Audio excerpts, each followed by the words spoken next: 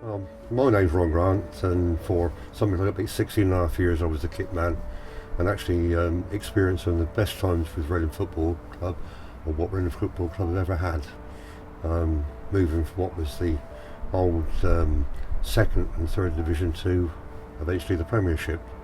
But as a supporter, I actually went to my first game in 1946. My dad took me along to Elm Park, and we had a 1-0 win against Bristol Rovers. And from then on I was hooked as a Reading supporter. Over time, what did change was the kit we had changed, the availability of kit changed. If I give you an example of this, we got through to a playoff final at Wembley against Bolton, an happy occasion in some ways, but we did. And at that time, the only sweaters I had for the management team, which was Jimmy Quinn and Mickey Gooding, were red sweaters that were left behind by Mark McGee and Colin Lee. So if you ever see a film of the final being played, you'll see that they both have red tops on with a patch where their initials would be, because I had to make use of what we had. You didn't just have a cupboard you'd go to and pull out a kit. There have been some great moments, I say that, and certainly I think the last 20 years has been one great moment if you really think about it. But we had, over time, I've had lows from playoff games. We had a playoff at the Millennium Stadium down in Cardiff when we got beat by Walsall. Very unluckily, that was a low moment. We had the playoff final against Bolton when we got beat in extra time after being comfortable, as it were. And on that occasion, what made me very sad at that time was I had pro players sat in the dressing room at Wembley with a towel over their head and would sit there for about 15-20 minutes and never took the towel off because they were so saddened about not winning that game. I think playing in the Championship or playing in the Premiership, brilliant. You get good teams, big teams coming in with good following. You've always got an atmosphere with the following from teams likes of Leeds and Newcastle. Great moments to have in watching a game of football. I know that one of the things I always had as a kit man was the adrenaline that was flowing when you came out here to see a full stadium and knew you were in for a cracking game, which you've had many of them, I feel, in recent times. And much more than what I had in my grown-up period from 1946 to about 1985, was it, when we eventually achieved something, when we had a record run under Ian Brownfoot. So we've had some good moments, but not as many as what we've had in the last 20 years. I think it's all part of actually growing as a club. Those moments of getting promotion in the fourth division, then getting beaten up for the playoff against Walsall, it's all part of the club growing. And I think I've seen how the people involved in the football club, as they've gained experience of all these moments, we've changed as a club.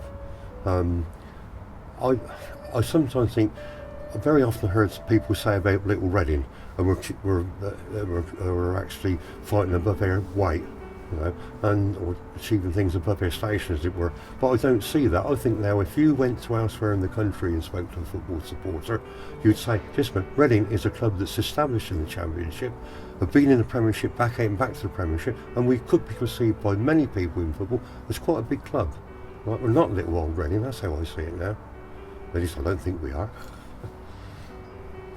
Oh my goodness, I think that season when you take the first game against Plymouth, I thought we've got to do better than this, but when we went to Brighton after that game, and there was such a good group of players, you just felt you wouldn't get beat every game. Just for a minute, you actually weren't going to get beat. And when you think about it, that was 10 years ago, right? Now we've got 8 or 9 year olds that were watching that game now, and now at 19, 20, 21, they themselves are adults, you can say, when they started from children. So their memories are going to be that, but we've got to now make the memories for those 10 year olds to take forward in the next 10 years. And that's what the club's about, having history, right, but moving forward. And I always remember part of that 106 season, one of the things that was actually almost a slogan that was used, we've got to make history. Win the next game and we've got to make history. I argued with Stevie Coppell that we already had history. It wasn't very good history, but it was history. did have a semi-final in 1927. We had got promotion to the old second division back in the 20s, right? But what they wanted was history where you were perceived by the nation as having history. We had a mid-season break down in Portugal.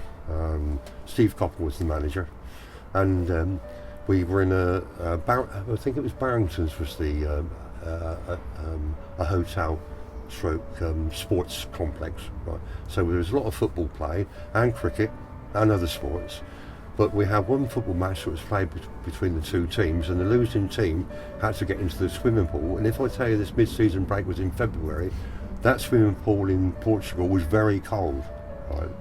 And so the losing team in the game, they went in there.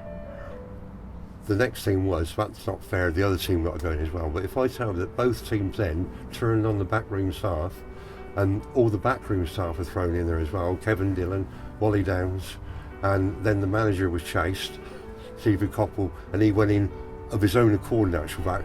And I thought, was just a minute, I don't know whether they would take me, but I jumped in, and it was cold. It was freezing, right? And I was out very quick, as was Steve Coppell. But that's a moment that didn't involve football, but was the moments we had. Harps mainly scored a good goal at Newcastle, right? Now everybody knows what Newcastle, what St James's Park is like, the ground's atmosphere. We're one got and they've shut up the Geordies, right? And he's run across, right? And we always celebrate we'd have a dance, right? Not necessarily, it wasn't necessarily about scoring a goal, it's just, B came over and straight away we're in a dancing, jumping up and down. And yeah, it was a great moment. But I did regret it because we got beat 2-1. It was a bit premature, the dance. I should have saved it until much later. There you are. It was a moment to be remembered. I mean, another moment very similar was here when Leroy Leiter playing West Brom scored. I think it was a hat-trick, memory serves, but I know he scored one of the goals. It was a beautiful goal, right? And he ran across there, and we all moved forward as the bench did. And for some reason or other, he picked me out to jump on, right? Well, he's quite a heavy lad, right? And I had trainers on, I had one foot on the grass, and that foot slipped away, and of course I went back over. And Wally Downs was laughing his head off, and even the gaffer was smiling at me going over on my back. But it was a moment to remember, and I got a bit of stick for it afterwards from lots of people. But Marcus Hanneman was very concerned that I was okay. Yeah, great moments.